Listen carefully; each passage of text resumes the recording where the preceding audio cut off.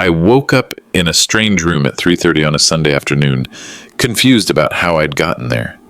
The last thing I remembered was my son Michael saying I needed rest. Like an engine being sabotaged from the inside, you don't hear the knocking until the damage is already done. This story has more twists than a car flipping on the highway, and if you've ever trusted someone completely, drop a comment with your city name. You'll understand why by the end. My name is Joseph Howard. I'm 70 years old, and I spent 38 years building Howard's Auto Repair at 1247 Oak Street. 3 weeks ago, I thought my biggest worry was teaching my son Michael the finer points of running the family business. I was wrong. The room I woke up in wasn't my bedroom. The walls were beige institutional paint, and there was a call button next to my bed. Through the window, I could see a parking lot I didn't recognize. A woman in scrubs walked past my door, her shoes squeaking against linoleum floors. "Mr. Howard, you're awake. I'm Jessica, your nurse." She was young, maybe 30, with the kind of efficient smile medical professionals practice in mirrors. Blonde hair pulled back in a ponytail, blue scrubs that looked expensive, and a confidence that suggested she'd done this conversation many times before. "Where am I?" "Sunset Manor. Your son brought you here after your episode." Episode. That word hit me like a wrench to the skull. What episode? I remembered feeling tired lately, sure. I remembered Michael expressing concern about my health, but an episode serious enough to land me in what was clearly a nursing home? What kind of episode? Jessica consulted a chart hanging from the foot of my bed. "Cognitive decline, Mr. Howard. Memory issues, confusion, difficulty managing daily tasks. Your son was very concerned about your safety living alone." Living alone? I hadn't lived alone since Margaret died 4 years ago. Michael had been staying in the guest room helping with the business, making sure I ate regular meals and took my medications. "How long have I been here?" 3 weeks, Mr. Howard. You were quite disoriented when you arrived." 3 weeks. 21 days of my life, gone. No memory of agreeing to come here, no memory of packing belongings, no memory of saying goodbye to the shop that had been my life for nearly 4 decades. And I realized I'd been sold by my own son. Let me back up to explain how I got here. Michael had been managing day-to-day operations at Howard's Auto Repair, while I handled the books and the complicated diagnostic work. We'd been doing it that way since Margaret, my wife, passed 4 years ago. The arrangement worked, mostly. He dealt with customers, scheduled appointments, and handled the routine maintenance jobs. I focused on the transmission rebuilds, the electrical problems, the challenges that required 38 years of experience. Howard's Auto Repair wasn't just a business. It was 3 generations of Howard men fixing cars in the same building my father had bought in 1962. He'd started with nothing but a toolbox and a dream of serving working families who needed reliable transportation. I took over in 1986 when arthritis forced him to retire. The plan was always simple. Michael would inherit it when I was ready to step back. But Michael had ideas. Big ideas about converting our honest neighborhood garage into something called Auto Lux Holdings, a luxury car dealership with marble floors, espresso machines, and customers who'd pay premium prices for premium service. "Bah," he'd say. He'd started calling me that after Margaret died, trying to sound more affectionate.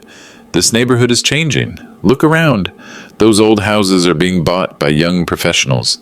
They drive BMWs and Audis, not the beat-up Hondas we've been fixing for 20 years. He wasn't wrong about the neighborhood. Property values had been climbing steadily. The house next door, identical to mine, had sold for $1.6 million 6 months ago. But that didn't mean our customers had disappeared. Mrs. Chen still brought her 15-year-old Corolla for oil changes every 3 months.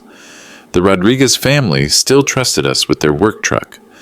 The Patels had been bringing their cars to us since 1994. Margaret used to handle the books, keeping track of every receipt, every payment, every expense with the meticulous attention of a woman who'd grown up during the Depression. After she passed, I'd taken over that responsibility completely. Good thing, too, because about 6 months ago, I started noticing discrepancies. Small ones at first. A missing invoice here, a cash payment that didn't get logged there, $20 one week, $50 the next. Nothing dramatic enough to trigger alarm bells, but consistent enough to catch my attention during monthly reconciliation. Michael always had explanations. I forgot to write that one down. The customer paid in cash while you were in the bathroom. I used petty cash for shop supplies and forgot to get a receipt. Reasonable explanations from my son, the man I was training to take over everything I'd built. Margaret had always been the smart one about people. She'd watch customers interact with Michael and make little comments afterward. "That boy has expensive tastes for someone with no money," she'd said once. I'd dismissed it as maternal worry, but Margaret had possessed an uncanny ability to read character. In her final year, she'd started having what she called meetings with the lawyer. Every Tuesday afternoon, she'd drive to David Patterson's office for what she described as estate planning and women's business. When I offered to accompany her, she'd smile and say these were things she needed to handle herself. I'd assumed she was updating her will, maybe setting up some kind of trust for any grandchildren Michael might eventually give us. Margaret was always thinking 3 steps ahead, planning for contingencies I hadn't even considered. That last Tuesday in September, Michael came to me with concern written all over his face like a roadmap of worry. "Ba, I'm getting worried about you. You've been forgetting things lately. Yesterday you called Mrs. Chen Margaret twice during her oil change." I hadn't called Mrs. Chen anything but Mrs. Chen. I'd been changing the oil in her 2008 Corolla, a job I'd done dozens of times before, and we discussed her grandson's upcoming graduation from college. No confusion, no memory lapses, no mention of Margaret. "And this morning you couldn't remember where you put the keys to the shop," Michael continued.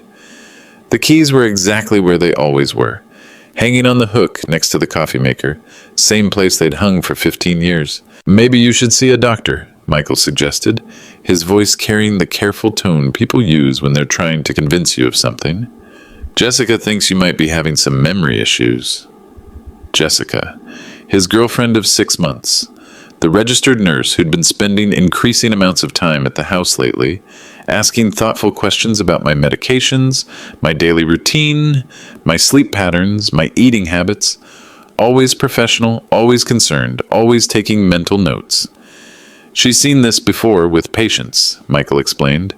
"Early signs of cognitive decline, confusion, memory gaps, difficulty with complex tasks. The good news is we've caught it early." Early signs of what, exactly? I felt fine, sharp as I'd ever been, still capable of diagnosing engine problems that stumped mechanics half my age. "Just for a few days," Michael said, his hand on my shoulder like a son comforting a confused father. "Just to get properly evaluated, to be safe." I trusted him.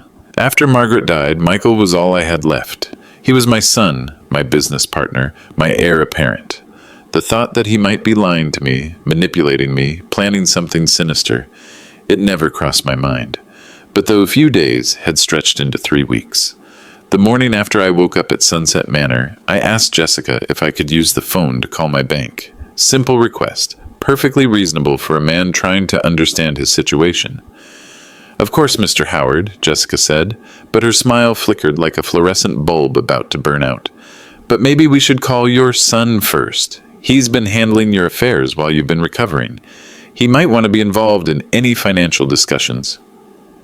Handling my affairs. Those 3 words sent ice through my veins. "I'd just like to check my account balance," I said carefully. "Oh," Jessica's professional mask slipped for just a moment. "I think Michael might have already taken care of that. Bank statements, bill paying, that sort of thing." When I finally convinced her to bring me a phone, after 20 minutes of polite insistence, I learned exactly what Michael had taken care of. My house, the house Margaret and I had bought in 1978, with a 30-year mortgage and dreams of raising children within its walls, had been sold. On October 15th, according to the cheerful bank representative named Sarah, who delivered this news like she was announcing a birthday party. "Congratulations on your sale, Mr. Howard. The proceeds were deposited to your checking account and then transferred according to your power of attorney instructions. The sale price was $1.8 million. My signature was on every document, except I'd never signed any documents. Could you tell me about this power of attorney? I asked, keeping my voice steady despite the earthquake happening in my chest. Certainly, sir. It was executed on October 12th, giving your son, Michael Howard, complete authority over your financial affairs. Very common for elderly clients who are transitioning to assisted living. October 12th, 3 days before the house sale. 2 weeks into my stay at Sunset Manor, when I was supposedly too confused to manage my own affairs. Sarah, could you fax me a copy of that signature? Of course, Mr. Howard, though I should mention the fax will go to our secure line at Sunset Manor, since that's your current address of record. 20 minutes later, Jessica handed me a fax with my name written in handwriting that looked like mine but felt wrong.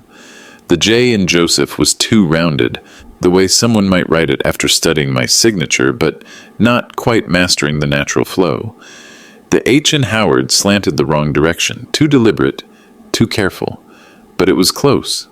Close enough to fool a bank that processed hundreds of signatures daily. Then Sarah told me about the business sale. Howard's Auto Repair. 3 generations of Howard family sweat, innovation, and dedication to honest service had been transferred to Autolux Holdings on October 18th. The business that my grandfather had started with borrowed tools and determination, that my father had built into a neighborhood institution, that I'd spent 38 years perfecting, was gone. The transfer price was listed as $400,000. For context, our annual gross revenue was $320,000, with net profits around $85,000 after expenses. The property alone, prime real estate in a rapidly gentrifying neighborhood, was worth more than the entire sale price. The customer goodwill, the established reputation, the specialized equipment I'd accumulated over decades, the relationships with suppliers and wholesale parts dealers, all of it valued at less than what some people spend on luxury cars.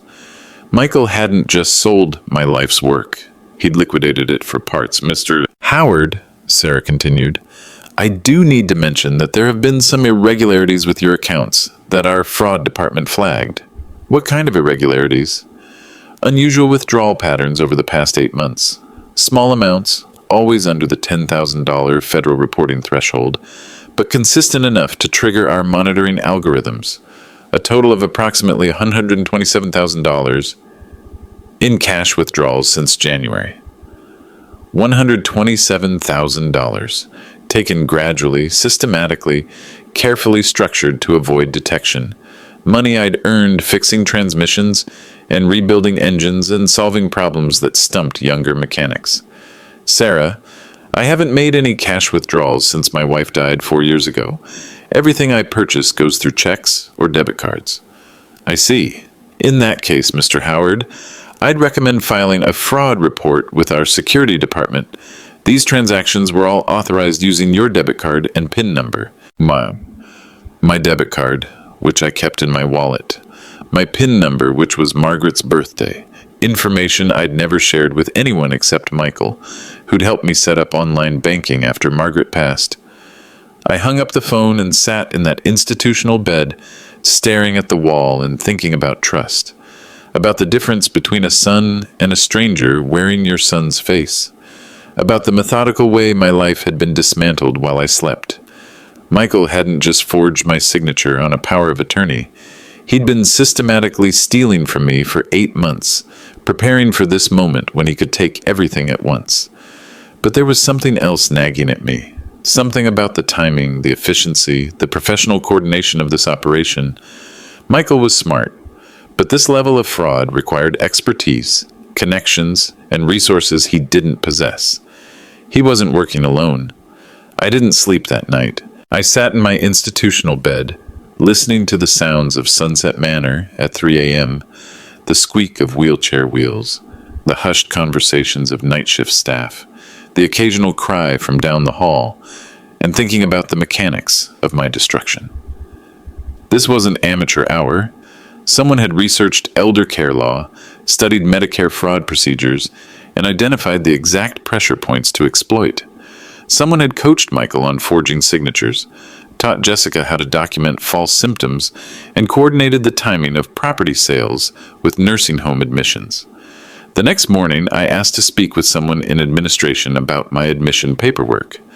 "I'm sorry, Mr. Howard, but that's confidential information," the administrator said. She was a thin woman in her 50s named Patricia Wells, with the apologetic manner of someone who'd spent her career delivering bad news. "It's my own admission. I'd like to know who authorized it." Patricia consulted a thick file folder. "Your son brought you in with proper medical documentation. A physician's recommendation for residential care due to cognitive decline and safety concerns." "Which physician?"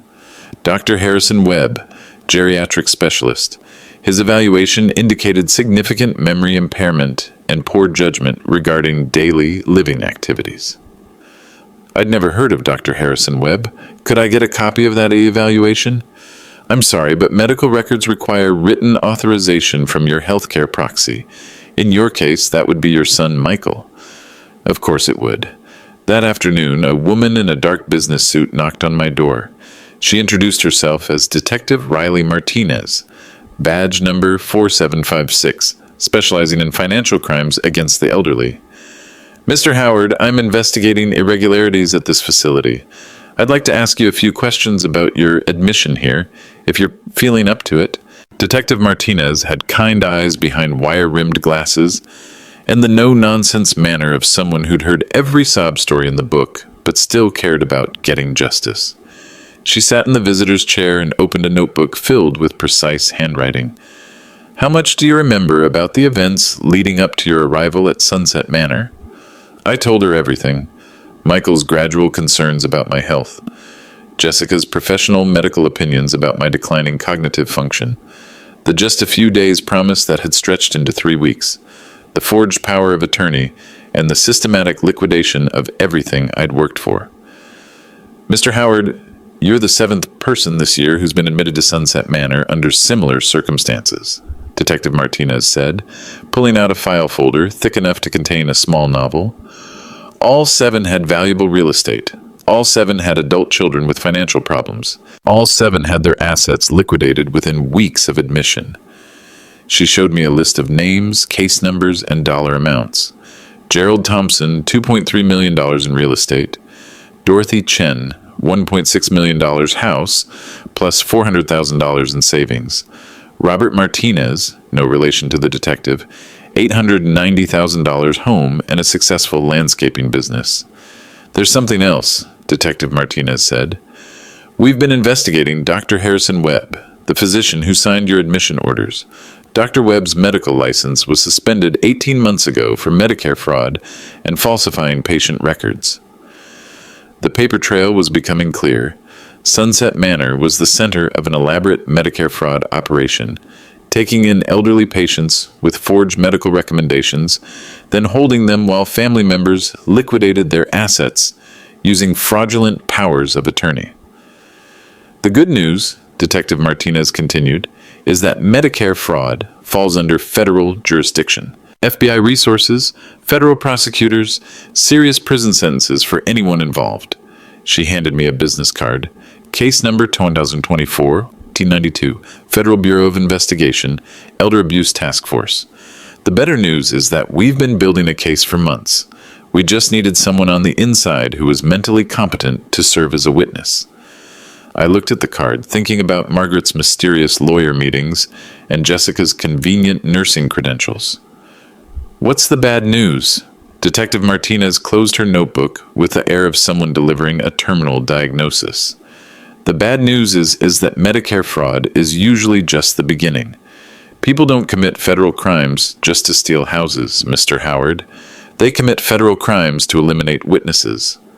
She stood up to leave, then paused at the door. "Has anyone mentioned anything about your life insurance policy lately?" "My life insurance policy. $1 million, with Michael listed as the beneficiary. A policy I'd forgotten about until Detective Martinez mentioned it. I wasn't just a victim of theft. I was scheduled for elimination." The next morning, I called attorney David Patterson. Margaret had mentioned his name during those mysterious Tuesday meetings, usually in connection with estate planning conversations I should have paid more attention to. Patterson was a thin man in his 60s who spoke with the careful precision of someone who'd spent 40 years navigating family disputes, over money, property, and broken trust. He arrived at Sunset Manor that afternoon, carrying a briefcase that looked older than my business, and accompanied by a court stenographer whose fingers moved like a pianist's across her machine. "Mr. Howard, I need to establish your current mental competency," he said, setting up what looked like a formal legal proceeding in my nursing home room. "If you pass this evaluation, we can immediately challenge the power of attorney and freeze your assets pending investigation."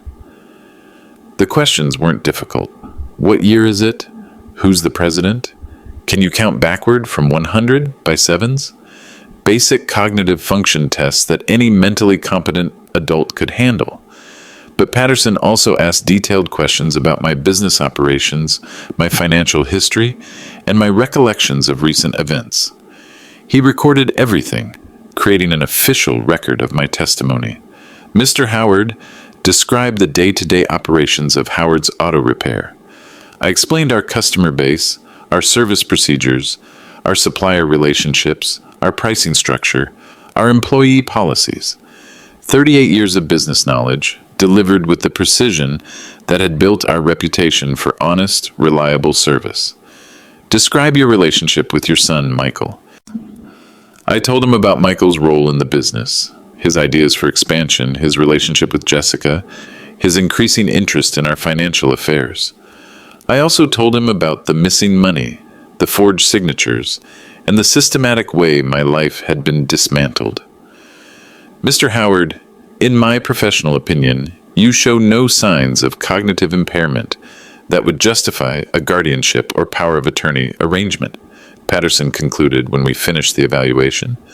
"What does that mean legally?" "It means your son committed forgery, fraud, and elderly abuse. It also means we can void every transaction he made using that fraudulent power of attorney." Patterson opened his briefcase and pulled out a stack of legal documents that looked like they could stop a small war. "I'm filing an emergency petition with the county court to freeze all your accounts and suspend any ongoing transactions. We should have a temporary restraining order by tomorrow morning." "What about the properties he already sold?" "Real estate transactions based on fraudulent documents can be reversed, but it's complicated. We'll need to prove fraud, which means we'll need cooperation from the buyers, the real estate agents, and the title companies. It could take months. And in the meantime, we stop the bleeding. No more asset transfers, no more suspicious withdrawals, no more financial transactions without court supervision." Court Order CV-24-8831 was issued at 9:47 a.m. the next day, freezing $340,000 remaining in my savings accounts and halting any pending transfers of business assets or personal property. Patricia Wells, the nursing home administrator, personally delivered a copy of the restraining order to my room. "Mr. Howard, I want you to know that Sunset Manor is cooperating fully with the federal investigation," she said, though her voice suggested she was reading from a script prepared by lawyers. "We've turned over all medical records, admission documents, and financial transactions to the FBI." Michael called me for the first time in 3 weeks that afternoon. "Bah, I heard there's been some kind of misunderstanding with the lawyers." His voice was different. The warmth was gone, replaced by something harder, more calculating. The affectionate tone he'd cultivated since Margaret's death had evaporated, revealing something cold underneath. "No misunderstanding, son. I know exactly what you did." "What I did? Bah, you're sick. You signed those papers yourself. You asked me to help you manage your finances because you were getting confused. I asked you to help with the shop's daily deposits. I didn't ask you to sell everything I'd ever worked for." A pause. Then, "Bah, you're not thinking clearly. The doctor said you're having memory problems. That's why you're at Sunset Manor, to get the help you need." "Which doctors, Michael? Dr. Harrison Webb? The one whose medical license was suspended 18 months ago for Medicare fraud?" A longer pause. Much longer. "I don't know what you're talking about, Bah." "Really? Because the FBI seems to know exactly what I'm talking about. They have case files on 6 other families who went through the same thing. Same nursing home, same fake doctor, same pattern of asset liquidation." "Bah, you're being paranoid. These lawyers are just trying to run up legal fees. We're family. We can work this out between us." We stopped being family when you forged my signature and stole my life's work. Another pause. When Michael spoke again, his voice carried a threat that made my blood turn cold. Ba, you need to be very careful about what you say. If you keep fighting this, if you keep involving lawyers and police officers, things could get much worse for you. Is that a threat, son? It's reality.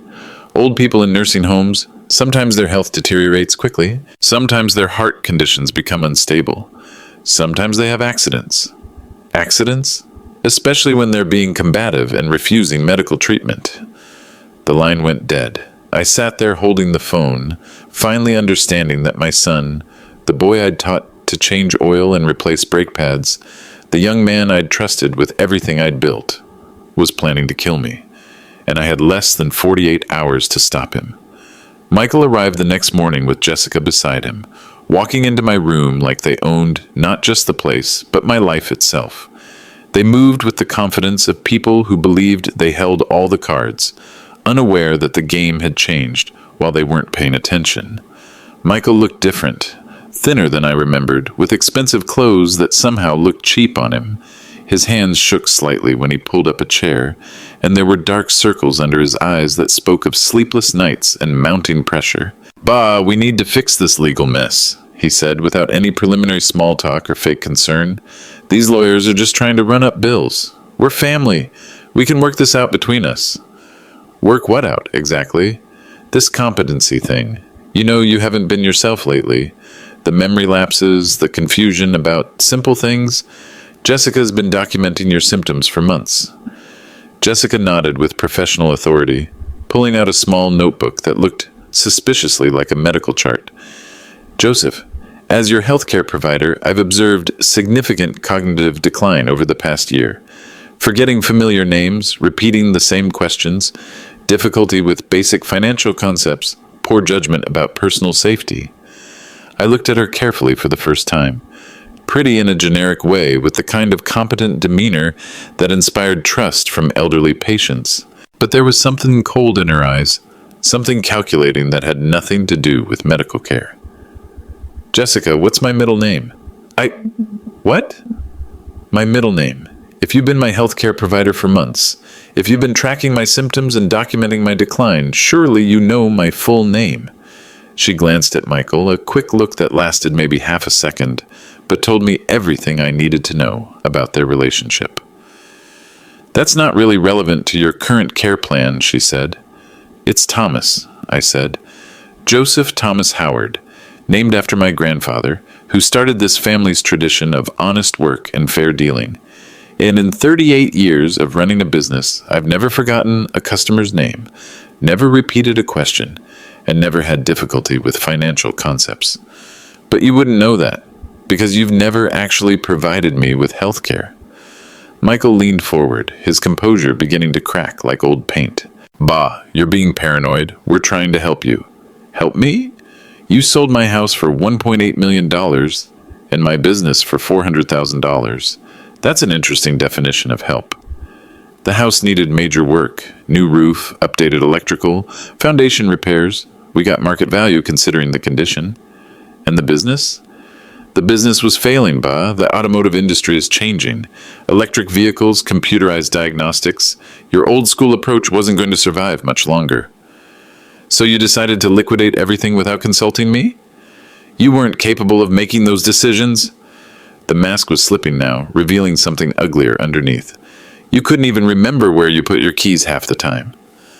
According to who? Your girlfriend who's been documenting symptoms she made up? Dr. Webb, whose medical license was suspended for fraud? Jessica spoke up, trying to regain control of the conversation. Joseph, your heart medication can cause confusion in elderly patients, combined with the stress of Margaret's death and the natural aging process. My heart medication's a single low-dose aspirin, I interrupted. 1 tablet daily, prescribed by Dr. Richardson, who I've been seeing for 15 years, not by your fictional Dr. Webb, not by some specialist who doesn't exist. Michael stood up abruptly, knocking over his chair in the process. This is going nowhere. Ba, you need to understand that we're trying to protect you. Protect me from what? From yourself. from making bad decisions that could cost you everything, from people who might take advantage of your condition. The irony was so thick, I could taste it like motor oil. Michael, let me ask you something. The $127,000 that's missing from the shop's accounts over the past 8 months, was that part of protecting me too? His face went white as primer paint.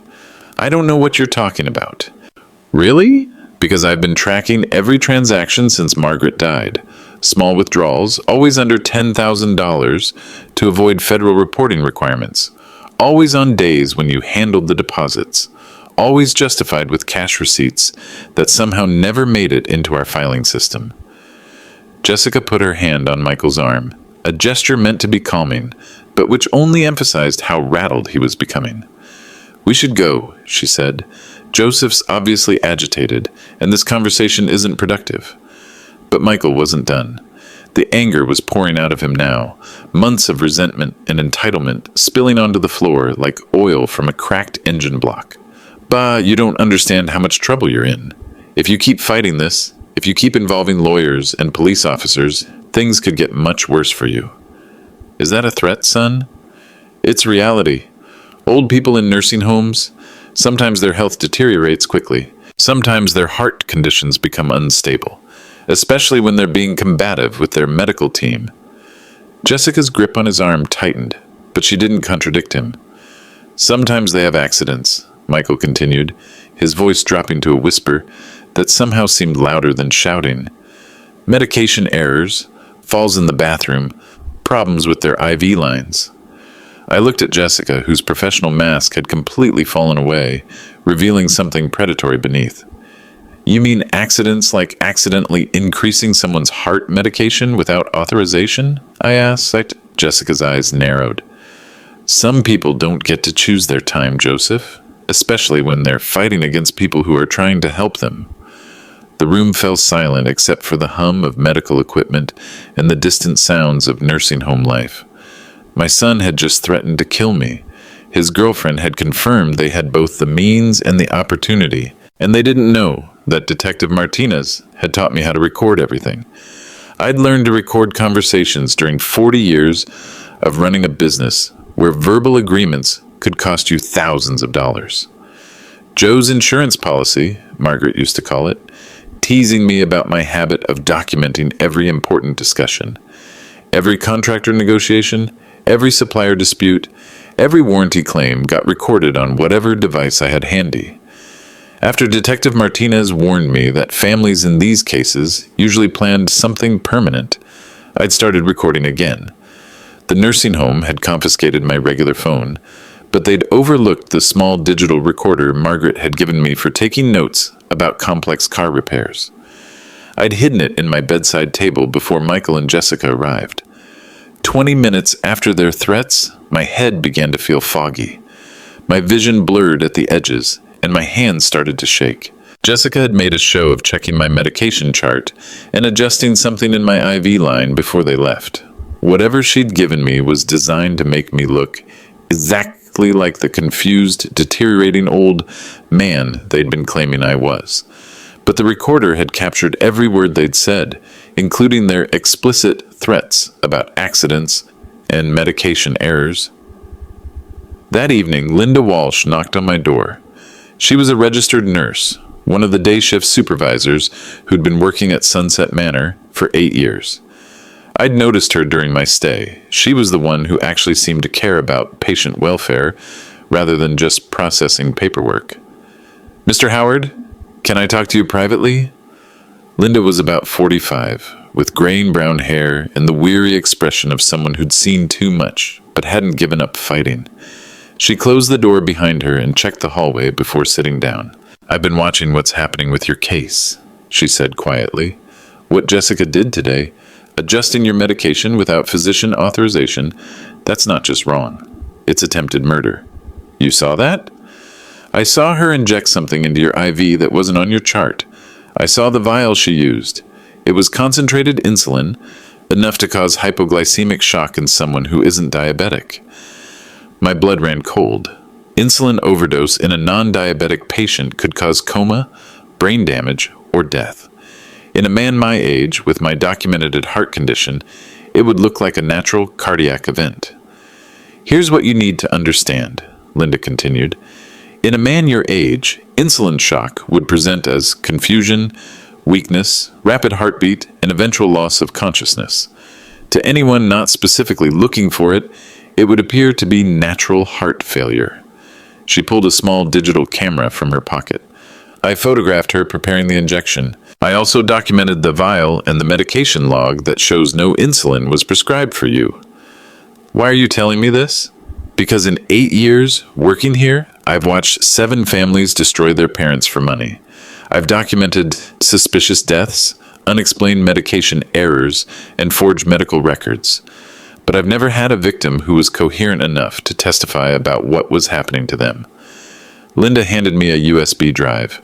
This contains photographs of Jessica preparing the insulin injection, copies of your real medical records, and documentation of the other suspicious cases I've observed. But Mr. Howard, you need to know they're planning to try again tonight. How do you know? Because I overheard Jessica talking to Michael in the parking lot after they left your room. They're running out of time. The court orders are freezing their access to money. The FBI is asking questions, and apparently Michael owes some very dangerous people a lot of cash. She stood up and moved to the window, checking the parking lot below. I've already called Detective Martinez. She's coordinating with the FBI to set up surveillance. But Mr. Howard, if you want to catch them in the act, if you want enough evidence to put them away forever, you need to be willing to let them think they're succeeding.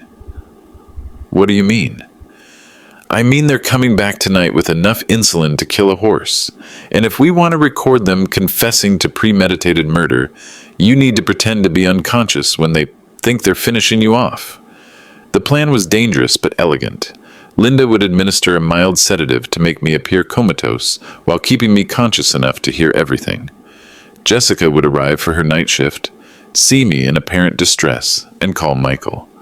When they thought I was safely dying, they would discuss their plans, their other victims, and their next moves, all while FBI agents recorded every word from the van outside. Mr. Howard, I need you to understand that what we're asking carries significant risk, Detective Martinez explained when she arrived at 2:15 a.m. with FBI Special Agent Sarah Chen and enough surveillance equipment to stock a spy movie. If anything goes wrong, if the timing is off by even a few seconds, you could die. I'm going to die anyway if we don't stop them, I said. At least this way, my death serves a purpose. Agent Chen was calibrating a wireless heart monitor that would track my vital signs throughout the night. Mr. Howard, we'll be monitoring your condition continuously. The moment we see any indication of real distress, we'll intervene. How long do I have to maintain the pretense? Long enough to get a full confession, Detective Martinez said. Jessica and Michael need to believe you're dying from natural causes. That means they'll likely discuss their previous victims, their financial arrangements, and their plans for disposing of evidence. She handed me a nearly invisible earpiece connected to the surveillance equipment. We'll be in the van outside. If you need immediate help, scratch your left ear twice. At 11:47 p.m., Linda appeared with a syringe containing what she described as just enough to make you drowsy but not unconscious. Mr. Howard, I need you to know something before we do this, she said as she prepared the injection. I've been documenting suspicious activity at this facility for 2 years. You're not the first victim, but if we do this right, you'll be the last. The sedative made my limbs heavy and my thoughts slightly fuzzy, but left my mind clear enough to understand what was happening. I could hear everything, think clearly, but moving would require tremendous effort. It was 11:58 p.m. when Jessica arrived for her night shift. I had 48 hours before my scheduled accident. Now it was time to find out exactly how they planned to kill me. Through half-closed eyes, I watched Jessica enter my room at 12:03 a.m., her soft-soled shoes making whispered sounds against the linoleum floor. She moved like someone accustomed to working in darkness, checking her watch and consulting the chart at the foot of my bed with practiced efficiency. Then she froze. The wireless heart monitor that Agent Chen had attached was broadcasting my vital signs to both the nursing station and the FBI van outside. I'd practiced the shallow, irregular breathing pattern Linda had taught me, combined with the mild sedatives effects, and apparently I looked like a man in his final hours. Jessica immediately pulled out her phone and called Michael. "You need to get here now," she whispered, though her voice carried clearly to the recording devices hidden throughout the room. His heart rate's all over the place. Blood pressure's dropping. It's happening naturally. Happening naturally. Those words confirmed everything Detective Martinez had suspected about their plan. Michael arrived 23 minutes later, slightly out of breath and smelling like cigarette smoke and cheap cologne. They stood at the foot of my bed, speaking in low voices that they assumed I couldn't hear. "Are you sure?" Michael asked, studying the heart monitor with the intensity of someone whose future depended on reading it correctly. "Look at the numbers," Jessica said. "Irregular heartbeat, low blood pressure, shallow breathing. He's going into cardiac arrest. Could be minutes, could be an hour, but it's definitely happening. How long until? Maybe 2 hours at most. The insulin I gave him this afternoon is still working its way through his system. Combined with his age and existing heart condition, his body just can't cope." Michael pulled up the visitor's chair and settled in like someone preparing for a vigil. "This is actually better than what we planned. No injection tonight, no evidence of intervention, just an old man dying of a weak heart." "What about the lawyers and the FBI investigation?" "What about them? Ba's dead, the power of attorney stands, and I inherit everything as next of kin. Game over." Jessica sat down beside him, close enough that I could smell her perfume, something floral that seemed obscene in the context of planning my murder. "What about the money you already took?" she asked. "The $127,000 from the business accounts?" "What money? There's no proof I took anything. Business expenses, legitimate withdrawals for shop supplies and equipment. Who's going to prove otherwise once Ba's gone?" "Michael, you literally withdrew $127,000 in cash over 8 months.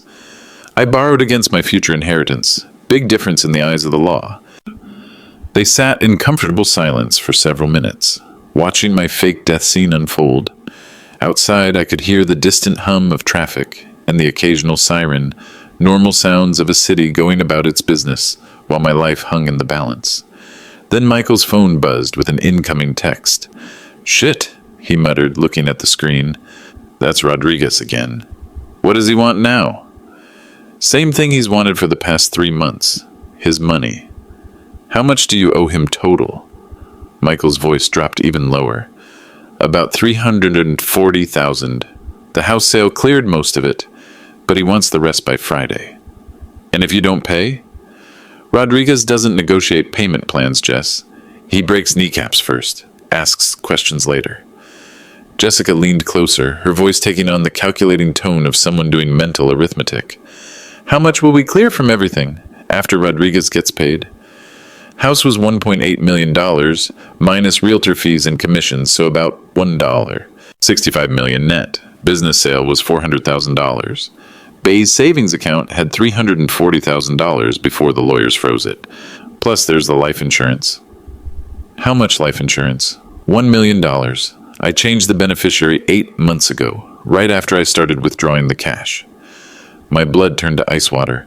A $1 million life insurance policy with Michael as the beneficiary changed 8 months before my natural death.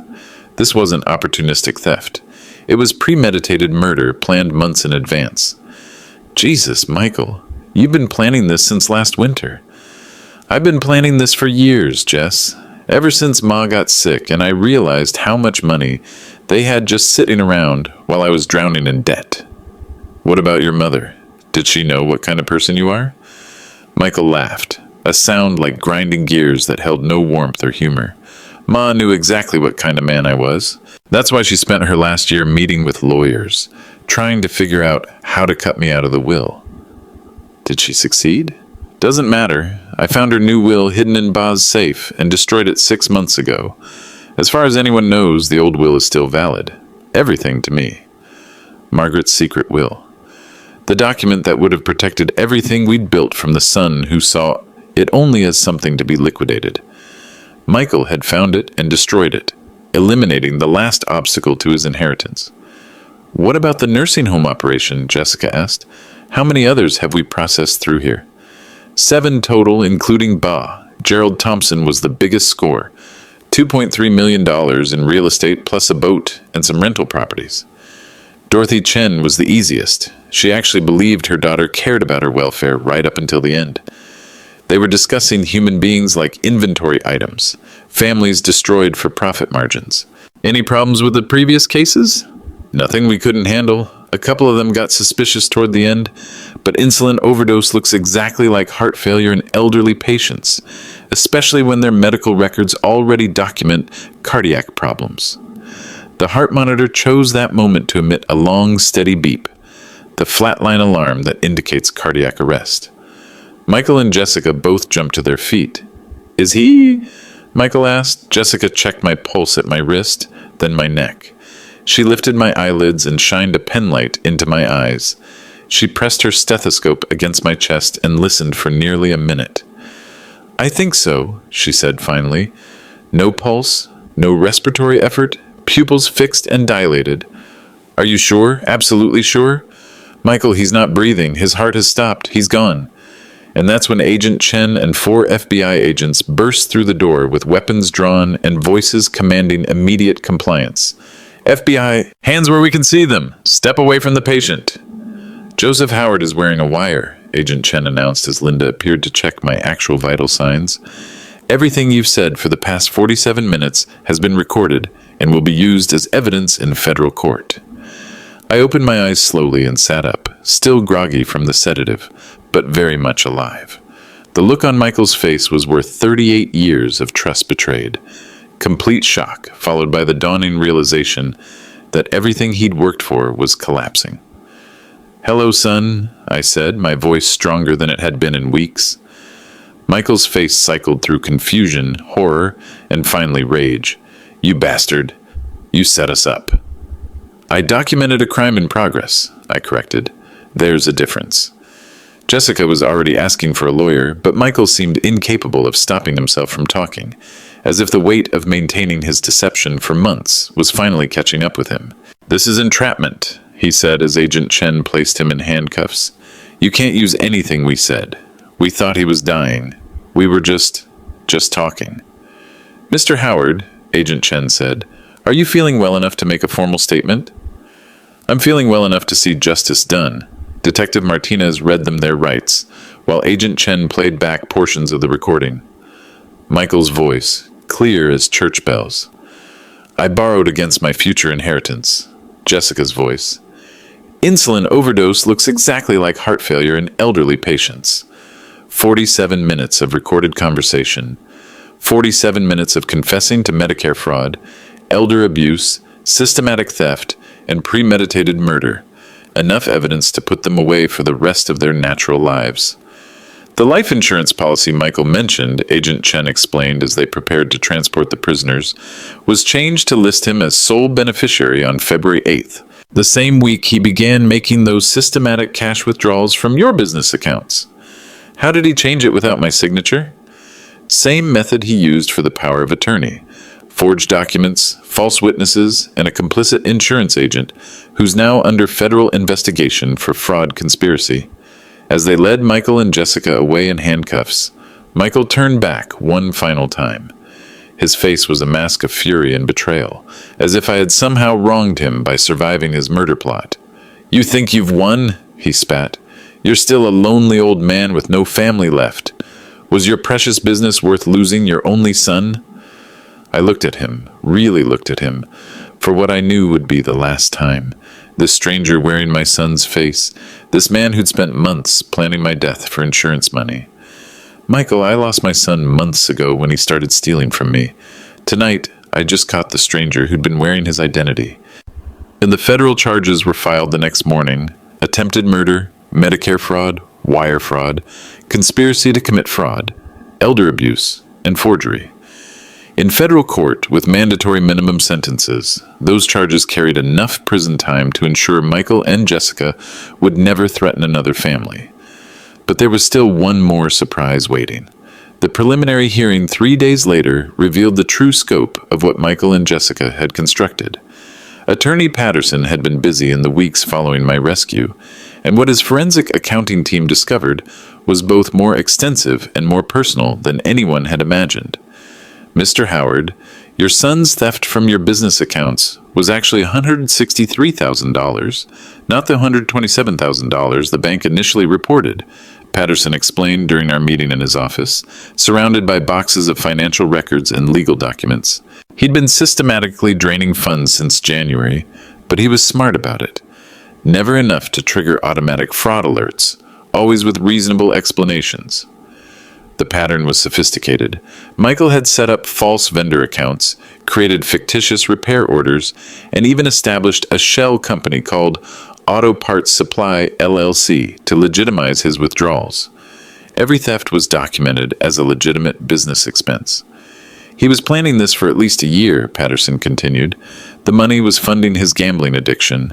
We found records of regular trips to Atlantic City, online poker accounts, sports betting with increasingly desperate stakes. But the real revelation came when Patterson's team investigated Margaret's mysterious lawyer meetings from her final year. Mr. Howard, your wife was far more prepared for this than any of us realized, Patterson said, sliding a thick legal document across his desk. This is a community trust agreement she established in March 2019, 18 months before she died. I stared at the papers, not immediately understanding their significance. What does this mean? It means your wife legally transferred ownership of Howard's auto repair into an irrevocable community trust. The business was never yours to lose or Michael's to inherit. Mrs. Howard placed it in a trust specifically designed to serve the local community in perpetuity. Margaret had seen this coming. Somehow, some way, she'd recognized the warning signs in Michael's character and taken steps to protect everything we'd built together. There's more, Patterson said, turning to page 12 of the trust document. The trust includes specific instructions for operation, profit distribution, and succession planning. Your wife wanted the business to serve as a training ground for young people learning automotive skills. The trust document was 37 pages of careful legal language, but Margaret's intent was crystal clear in her own handwritten notes attached to the final page. Howard's Auto Repair represents 3 generations of honest work and fair dealing. It should continue to serve working families in our community long after Joe and I are gone. No one person should have the power to destroy what so many people have built together. Mr. Howard, Michael could never have legally sold the business, Patterson explained. The sale to Autolux Holdings was fraudulent from the moment he signed the papers. The trust includes specific provisions that any attempt to liquidate or fundamentally change the business would result in immediate criminal charges and forfeiture of any proceeds. That afternoon, Detective Martinez drove me to 1247 Oak Street for the first time since my imprisonment at Sunset Manor. The building sat exactly as I'd left it 6 weeks earlier. Bay doors closed, customer parking area empty, but otherwise intact. The sold sign had been removed. The locks had been changed back to the originals. The keys were in my hand. Mr. Howard, Detective Martinez said as we stood in the familiar parking lot, I need you to know that your case broke open the entire Medicare fraud operation. Sunset Manor is permanently closed. Dr. Harrison Webb is in federal custody awaiting trial. 7 other families are getting their stolen assets returned. And my son, Michael and Jessica are looking at 25 years minimum in federal prison. The prosecutor wants to make an example of them. Elder abuse with attempted murder carries serious time, especially with the federal charges. I unlocked the front door and stepped into my life's work. Everything was exactly as I'd left it. Tools organized on their pegboards, customer files in their proper drawers, the familiar smell of motor oil and honest work. But there was something new on my desk. A manila envelope with my name written in Margaret's careful handwriting. Inside was a letter dated 3 months before she died. My dearest Joe, if you're reading this, then my fears about Michael were justified. I pray I'm wrong, but I've seen the way he looks at our life's work. Like it's his by right, rather than something earned through service to others. I've established the trust not to punish Michael, but to protect what we've built together. Howard's Auto Repair was never about making money. It was about serving people who needed honest work at fair prices. Use the trust to teach young people the value of working with their hands. Give them what our son rejected: pride in honest labor and respect for the families who depend on us. The business belongs to the community now, Joe. Make sure it serves them well. All my love, Margaret. I sat in my office that afternoon, holding Margaret's letter and thinking about family, about the son who'd tried to kill me for money, and the wife who'd died protecting everything we'd ever loved. My phone rang.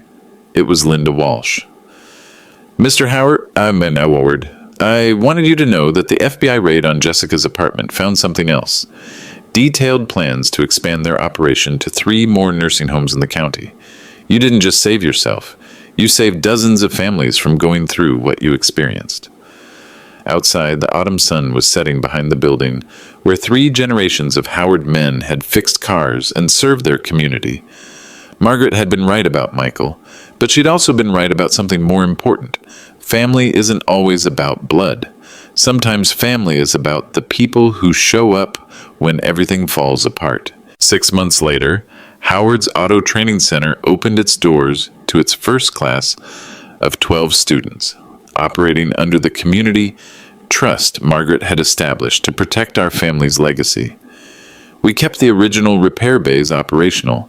Working families still needed honest automotive service at fair prices.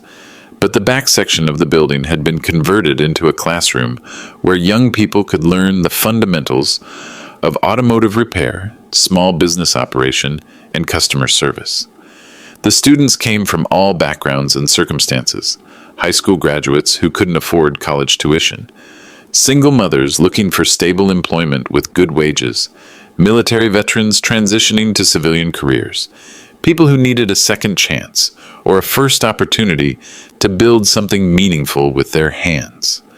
I spent my mornings in the repair bays handling the complicated diagnostic work that required 4 decades of experience. Complex transmission problems, mysterious electrical faults, engine rebuilds that younger mechanics might struggle with. My afternoons were dedicated to teaching, not just how to diagnose automotive problems, but how to treat customers with respect, how to price work fairly, and how to take pride in solving problems that genuinely help people. The curriculum Margaret had outlined in her trust documents was both practical and philosophical. Students learned technical skills, but they also learned about business ethics, customer relations, and community responsibility. They understood that fixing someone's car wasn't just about mechanical competence. It was about enabling working families to get to their jobs, parents to take children to school, elderly people to maintain their independence. Detective Martinez stopped by one Tuesday afternoon in November to update me on Michael's legal situation. He pled guilty to all federal charges, she said, watching me guide a 19-year-old named Tommy through a brake repair procedure. 25 years in federal prison, no possibility of parole for the first 15. And Jessica? 18 years. She testified against Michael in exchange for the reduced sentence, provided details about 6 other nursing home operations in 3 states. I nodded, focusing my attention on Tommy's work. He was learning to feel for the subtle grinding that indicates worn brake pads, developing the tactile sensitivity that separates good mechanics from parts replacers. "How do you feel about the sentences?" Martinez asked. "I feel like justice was served," I said without looking up from the brake assembly. 25 years is a long time to think about the choices that led him there. "Will you visit him in prison?" "No," I said without hesitation. "I have nothing left to say to him." But that wasn't entirely true. If I ever did see Michael again, which I wouldn't, I'd want to tell him about Margaret's letter, about the community trust that had protected our life's work from his greed, about the 12 students who were learning skills that would support their families for decades to come. I'd want him to know that what he'd tried to destroy had become something better and more meaningful than anything he could have imagined. The students called me Mr. Joe, and they listened respectfully when I told stories about the old days when cars were simpler and customer service actually meant something. They learned that fixing things properly Really fixing them, not just masking symptoms, requires patience, attention to detail, and genuine respect for the people who depend on your work. On Friday afternoons, we had a tradition. After the day's technical lessons were finished, I'd talk to them about the 3 principles that Margaret and I had built our business around. Treat people honestly, do work you can be proud of, and remember that what you build today serves families for generations. Family, I told them one particular Friday afternoon as autumn lights slanted through the garage windows, isn't always about blood. Sometimes family is about the people who show up when everything falls apart. Sometimes family is about the people you choose to serve, and the people who choose to stand with you when it matters. Tommy raised his hand. Mr. Joe, do you ever regret what happened with your son? I thought about that question for a long time before answering,